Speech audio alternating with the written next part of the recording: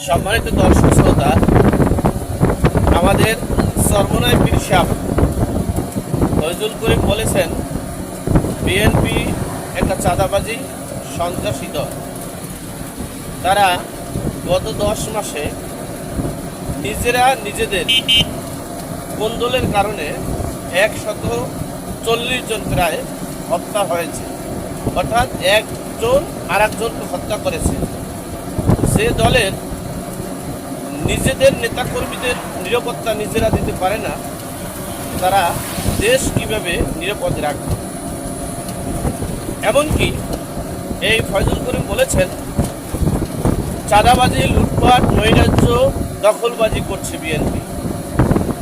BNP সরাসরি বিচারপতিকে বলেছে ইশরাক হোসেনকে মেয়র হিসেবে ঘোষণা না দিলে ওই চেয়ারে থাকতে পারবেন না।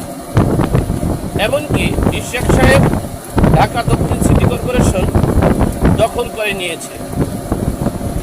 সর্বোপরি যেটা বলেছেন যে বাংলার জমিনে বিএনপির অবস্থান নেই এবং বিএনপিকে বাংলার মানুষ ভোট দিবে না, কারণ দুর্নীতিবাজ, সন্ত্রাসী, চাঁদাবাজি, মবকারীদেরকে বাংলার মানুষ ভোট দেবে না। এটাই মন্তব্য করেছেন চরমোনাই ইসলামী আন্দোলন হাতপাখার আমিররা।